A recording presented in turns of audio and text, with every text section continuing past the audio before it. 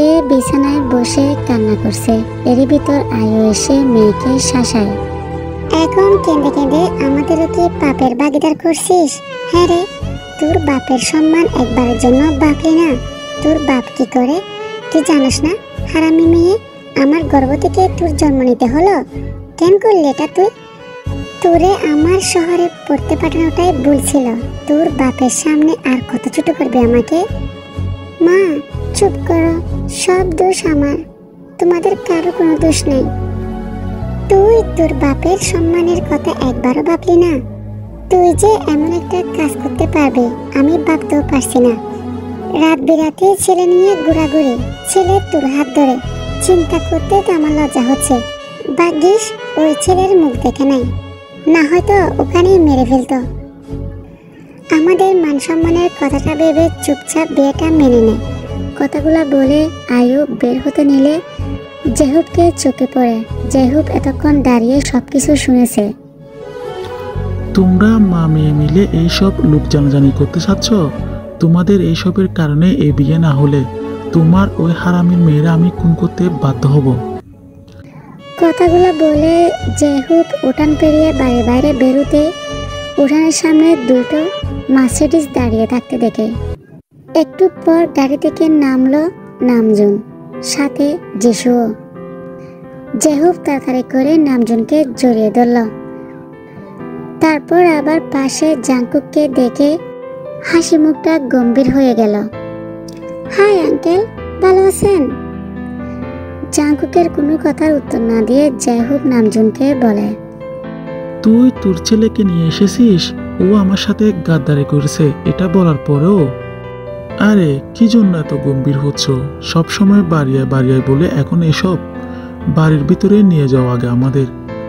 ও sorry, আমি তো ভুলে গেছি। আয় আয়, বাড়িতে আয়। কই তের মা, এদিকে আসো, কে এসেছে দেখে যাও। জেহুব আর আয়ু নামজুন আর যিশুকে ঘরে নিয়ে গেল। পেছন পেছন জাংকুক, সুগা, ইনুও গেল। আয়ু ব্যস্ত হয়ে উঠল তাদেরকে নাস্তা দিতে। কিছুক্ষণ চুপ থেকে নামজুন জেহুবকে বলে, জেহুব, আমি আজ তোমার কাছে একটা দাবি নিয়ে এসেছি, আশা করি তুমি তা রাখবে। বলো কি দাবি? আমি চেষ্টা করব। এটা আমার ছেলে জাংকুক, হয়তো একটা দুর্ঘটনার কারণে তুমি ওকে চিনো। ও এবার ইউনিভার্সিটি শেষ করেছে, আমার ব্যবসাও ও সামলাবে। আমি আমার রাজনীতি নিয়ে টিকে আছি। আমি আমার ছেলের জন্য তোমার মেয়ে তের হাতটা চাইছি। আমি চাই তোমার মেয়ে আমার বাড়ির বউ হোক। অসম্ভব, এই দাবি আমি মানতে পারবো না। এটা তুমি কি বললে? প্লিজ জেহুব, আমার ছেলেটির কথা একবার ভাবো। ওর মা মারা যাওয়ার পর থেকে আমি এখনো কিছু দিতে পারিনি ওকে। আমার কাছে ওই সব, কখনো ও আমার কাছে কিছু চাইও নি। ওর জন্য তোমার মেয়েটাকে আমার খুব পছন্দ। সরল ভালো তোমার মেয়েটা। ছেলেটার একটা হিল্লে করলে আমার আত্মা শান্তি পাবে। আমাকে দয়া করো, দয়া করে আমার ছেলেকে তোমার মেয়েটাকে দাও। আমার মেয়ের বিয়ে কাল, দাওয়াত খেতে আসায় আমি ভীষণ খুশি হয়েছি। আমাকে আর এসব বলে লজ্জা দিও না নামজুন। তোমরা বসো, আমি খাবারের ব্যবস্থা করছি।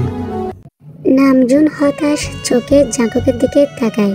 জাংকুক ইশারা করে, নো নো, আমি কিচ্ছু শুনতে চাই না। তুমি জানো তুমি এ বিষয়ে আমাকে হেল্প না করলে আমি ফিউচারে আর তোমার কোনো কিছুতে নাই।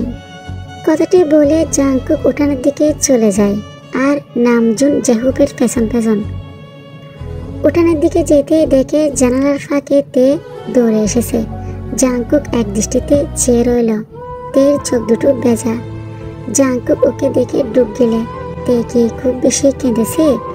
হৃদয়টা যেন নড়ে ওঠে। জাংকুক জানালার কাছে যায়, মাঝখানে গ্রিল। কেঁদেছিলে কেন? আমি আসি না, এই তো চলে আসলাম তোমাকে নিতে। জাংকুকের এমন কথায় তে আবার ফুফিয়ে কেঁদে ওঠে। জাংকুক তাড়াতাড়ি গ্রিলের ফাঁকে আঙ্গুল দিয়ে তের চোখের পানি মুছল। এত কান্না করার কে আছে তে? চোখ মুছো, আমি আসি না। আপনাকে ছাড়া অন্য কাউকে আমি মেনে নিতে পারবো না, মরে যাবো জাংকুক। এমন কথা কেন বলছো? আমি আসি না, এই যে আসলাম, আমার উপর বর্ষা নাই। জাংকুক তেকে অনেক কিছু বুঝিয়ে রুমে পাঠিয়ে দেয়। জাংকুক সুগাতের কাছে আসে। কিরে, এনারা কোথায়? আঙ্কেল তোর শ্বশুরের সাথে কথা বলতে ভিতরে গেছে। ভাই, আপনার শ্বশুর এত গাঁটতে রাখেন? বাপের দিক থেকে ভাবি কিন্তু আমাদের একেবারে সেরা, কোনো প্যাঁচ নেই, সরল সোজা। আর বাপ পুরাই একটা হিটলার।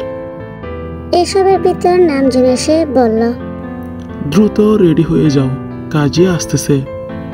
মানে কেমনি কি উনি রাজি হয়েছেন?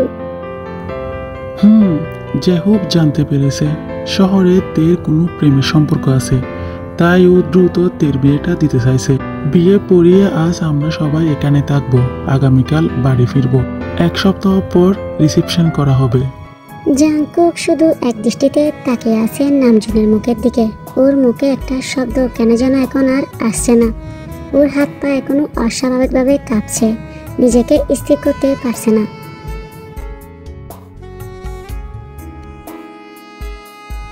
খুবই সাদামাটাভাবে বিয়েটা হয়ে যায়।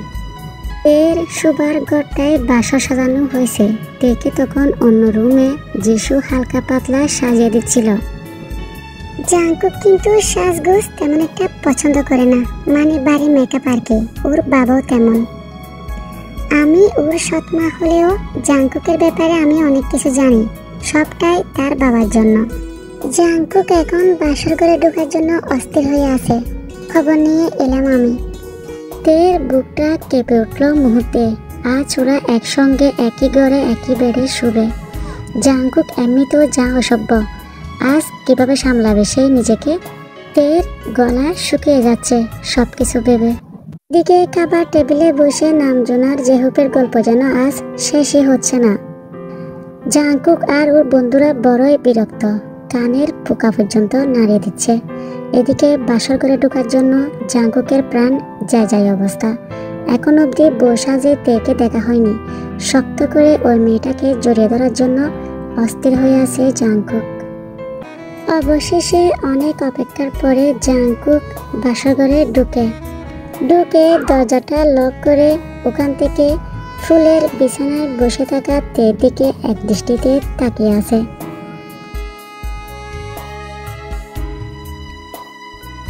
জাংকুক রুমে আসছে, সেটা দেখে তে দৌড়ে গিয়ে জাংকুককে ঝাপটে জড়িয়ে ধরল।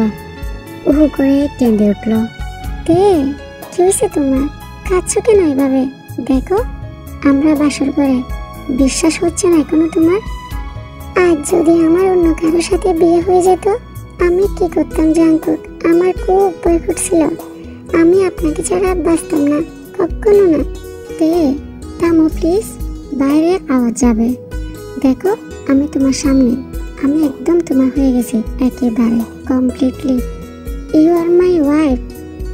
তারপর জাংকুক তের মুখে অজস্র চুমু খায়, চোখের পাতায়, মুখের থুতনিতে, গলার বাজে।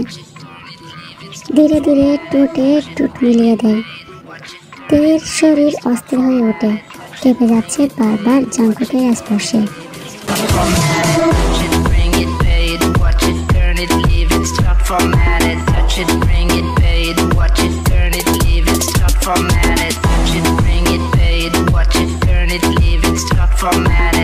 জাংকুক ধীরে ধীরে তের শাড়ির সিপ্টিফিনগুলা খুলে নেয়। তে বাধা দিতে চাইলেও পারে না। জাংকুকের চোখে আজ নিজের সর্বনাশ দেখতে পাচ্ছে তে। জাংকুক তেকে নিয়ে এবার বেডে শুয়ে দেয়। তের সারা শরীরে চুমুচুমুই বইয়ে দেয় পাগলের মতো। তে কিছু একটা বুঝতে পেরে জাংকুককে বাধা দিতে চায়। জাংকুক, এখন না প্লিজ। এই কথা জাংকুকের কানে যাচ্ছে না। জাংকুকের যেন নেশা লেগে গেছে, মাথাটা ঘুরছে, যেন নিজের নিয়ন্ত্রণে নিজেই নেই। দুজনের হৃৎস্পন্দন এত দ্রুত শব্দ হচ্ছে যে একজন আরেকজনের হৃৎস্পন্দন শুনতে পাচ্ছে। জাংকুক যখন আবারও তের গলায় মুখ ডোবায়, তে তখন জোরে বলে ওঠে, জাংকুক আমার কথা শুনুন, এগোরে না প্লিজ। এসব মানে আপনি যা চাইছেন সেই সব আপনার বাড়িতে, আপনার রুমে আমাদের পছন্দ মতো হবে। জাংকুক মাথা তুলে তের দিকে তাকালো। যা বুঝার বুঝে গেল। দীর্ঘ শ্বাস ফেলে তের উপর থেকে সরে যেতে নিলে হুট করে তে আবার পেছন দিক থেকে জাংকুককে চেপে ধরে আটকে দিল। কি হয়েছে তে? তে চুপ করে আছে। কি হলো বলো? এদিকে সরে যেতে বলছো, আবার এদিকে আটকাচ্ছ, ব্যাপার কি? কিছু একটা বলো। তে কিছু না বলে চুপচাপ জাংকুককে বুকে জড়িয়ে নিয়ে শুয়ে পড়ল। ও আচ্ছা, আমার মাথায় আসেনি জান। সিরিয়াসলি কিছু না করলেও সামথিং সামথিং তো করাই যায়, তাই না? চোখ মারল জাংকুক তেকে। লজ্জায় তে জাংকুকের বুকে মুখ লুকালো। টুট কাটা অসভ্য পুরুষ আপনি। বিবাহিত জীবনের প্রথম রাতে শ্বশুর বাড়িতে থাকায় বেচারা জাংকুকের কপালে সেদিন আর বাসর জুটেনি। তার উপর সকাল সকাল ঘুম থেকে উঠে যেতে হয়েছে। আবার টেবিলে সবাই নবদম্পতির জন্য অপেক্ষা করছে। জাংকুকের বন্ধু সুগা আর ইউনু বসে বসে ঘুমে ডুলছে। জাংকুক আসলে নামজুন বলে, কুকি, তাড়াতাড়ি বোমাকে নিয়ে রেডি হয়ে নাও, আমাদের এক্ষুনি বের হতে হবে, ঢাকায় জরুরি মিটিং আছে আমার। জাংকুক মাথা নেড়ে সুগাদের পাশে গিয়ে বসে। ফার্স্ট নাইট কেমন কাটলো মামা? দেখি তো তোর গলা দেখি, লাভ বাইট পাইছিস? কথাগুলা সুগা জাংকুকের কানে কানে বলে উচ্চ শব্দে হেসে ওঠে। জাংকুক সুগার একটা হাত শক্ত করে চেপে ধরে হিসিয়ে বলে, ঢাকা গিয়ে তোকে যদি আমি কুত্তার মতো দৌড় না খাওয়াই, তাহলে আমার নামও জিয়ন জাংকুক না, আগে ঢাকায় যাইতে দে। তারপর যেহো পাড়ায় ওর কাছ থেকে বিদায় নিয়ে সবাই ঢাকার উদ্দেশ্যে রওনা দেয়। তে জাংকুকের রুমের সামনে দাঁড়িয়ে আছে। পুরা রুম যেন ফুলের রাজ্য, ফ্লোরে মোমবাতি দিয়ে সাজানো, চারিদিকে ভু ভু করছে ফুলের মিষ্টি সুবাস। তে চুপচাপ রুমে ঢুকলো। জাংকুক নিচে নামজুনের কাছে, সামনে ইলেকশন, তাই এটা নিয়ে বাবা ছেলের মধ্যে আলাপ চলছে। এদিকে তে গিয়ে বিছানায় ফুলগুলা সরিয়ে বসলো। ওর বুক কাঁপছে, বারবার বেড়ার দিকে তাকালেই মনে হচ্ছে আজ বুঝি সব শেষ। আজকে জাংকুকের পাগলামিতে তেও পাগল হয়ে যাবে। প্রথমবারের মতো জাংকুককে আরো নতুনভাবে চিনবে। ইস, এইসব চিন্তা ভাবনার মধ্যে দরজা খুলে জাংকুক প্রবেশ করে। জাংকুককে রুমের ভিতর ঢুকতে দেখে তে অন্যদিকে মুখ ঘুরিয়ে নেয় লজ্জায়। মিসেস জিয়ন, এদিকে একটু তাকাবেন? আমরা এখন আমাদের বাড়িতে আছি। আমার রুম আমাদের মতো করে সাজিয়ে দিয়েছে, দেখো। এখন আমি কি পারমিশন পাবো? রিমেম্বার লাস্ট নাইট কি বলেছিলে তুমি? জাংকুকের কথা বুঝতে পেরে তে লজ্জায় চোখ বন্ধ করে নেয়। অসভ্য একটা ছেলে, এখন কি আমি মুখ ফুটে বলবো নাকি? তুমি যা চাচ্ছ আমিও তাই চাচ্ছি। কথাগুলা মনে মনে বললেও তে প্রকাশ করলো না, চুপ থাকে। জাংকুকও আর কিছু না বলে তেকে একটা হাতে প্যাকেট ধরিয়ে দেয়। এমন লজ্জা পাচ্ছে, দেখা যাবে শেষে লজ্জা পেতে পেতে সারা রাত চলে গিয়ে সকাল হয়ে যাবে। এটা কিসের প্যাকেট? Open it. তে ভিতরে খুলে দেখলো শাড়ি, সাথে একটা ব্লাউজ। এইসব এক্ষুনি এটা একটু পরবা আমার জন্য প্লিজ? আচ্ছা ঠিক আছে, আমি চেঞ্জ করে আসতেছি। শোনো তে, শাড়িটা কিন্তু আমি পরাবো, ওটা রেখে যাও, শুধু ব্লাউজ পরলে হবে। কি বলছেন? আমি পারি তো শাড়ি পরতে। আমি তো জানি তুমি পারো, তারপরও প্লিজ। তে আর কিছু না বলে ওয়াশরুমে চলে যায়। ব্লাউজটা পরে নিজের দিকে তাকিয়ে দেখে কিছুটা লজ্জায় পড়ে যায়। পুরা ব্লাউজ ব্যাকলেস আর স্লিপলেস, প্যাট পিঠ পুরাটাই দেখা যাচ্ছে। এভাবে জাংকুকের সামনে কি করে যাবে?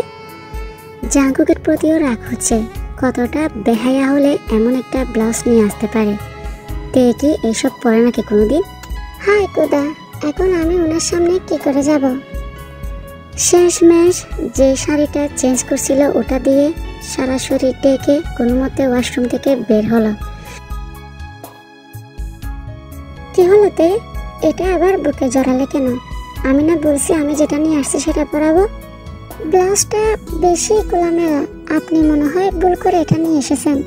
এসব তো আমি পরি না, আমি এটা ভেবে এনেছি আমার সামনে পরলে কোনো প্রবলেম নাই। দেখে এদিকে আসো। কথাটা বলে জাংকুক তের শাড়িটা বুকের থেকে নিয়ে বিছানায় রাখে। তে তো লজ্জায় চোখ বন্ধ করে ফেলছে, যেন চোখটাই খুলতে পারছে না। জাঙ্কুকের চোখের সাথে চোখ মিলাবে কিভাবে এই অবস্থায়?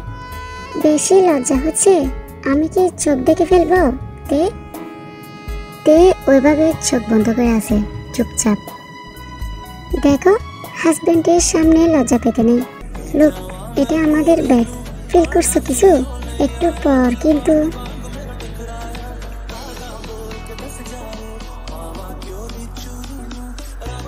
জানি আমি, নির্লজ্জ কোথাকার, অসভ্য পুরুষ।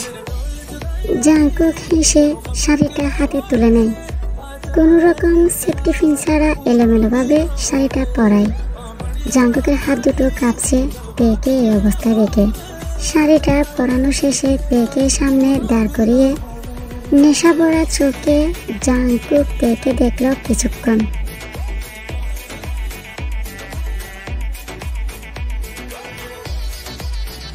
আচমকা তেকে দেয়ালের সঙ্গে চেপে ধরল। তের চোখ দুটো বড় বড় হয়ে তাকিয়ে আছে জাঙ্কুকের দিকে। জাঙ্কুক আর এক মুহূর্ত দেরি করল না, দুই হাতে তের হাত দুটো উঁচু করে দেয়ালের সঙ্গে চেপে ধরে টুটে টুট ডুবিয়ে দেয়। তে তত্তর করে কেঁপে ওঠে। জাঙ্কুক উন্মাতের মতো তে টুটে কিস করতে ব্যস্ত।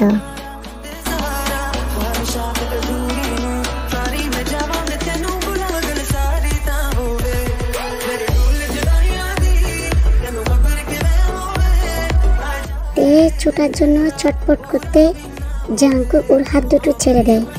দেয়ালে চেপে ধরা হাত ধীরে ধীরে জাঙ্কুকের গলা জড়িয়ে ধরে চুল খামচে ধরে তে। জাঙ্কুকও তেকে শক্ত করে জড়িয়ে ধরে। দুজনে ডুবে যায় একে অপরের মাঝে। একটু আগে যত্ন করে পরিয়ে দেওয়া শাড়িটা এখন জাঙ্কুককে বড্ড চালাচ্ছে। জাঙ্কুক আস্তে করে তে টুট ছেড়ে দেয়। তে ধীরে ধীরে চোখ খুলে তাকায় জাঙ্কুকের দিকে। জাঙ্কুক এবার তেকে কুলে তুলে বিছানায় শুয়ে দিয়ে টি শার্ট খুলে ফ্লোরে ফেলে দেয়। জাঙ্কুককে এমনভাবে দেখে তে এবার যেন জ্ঞান হারাবে লজ্জায়। শাড়ি পরে মেবি তোমার গরম লাগছে, খুলে ফেললে দুজনেরই সুবিধা হবে। কি খুলবো? তের এবার কান্না পাচ্ছে, বলতে ইচ্ছে করছে খুলে যখন ফেলবেন তাহলে একটু আগে এত যত্ন করে পরালেন কেন? জাঙ্কুক এবার তের গলায় নাক ঘষতে ঘষতে শাড়ির আঁচলে হাত রাখলো খোলার জন্য। আঁচলটুকু সরিয়ে ফেলবে তার আগে হঠাৎ দরজায় কেউ নক করে। তে আর জাঙ্কুক অবাক চোখে দরজার দিকে তাকায়।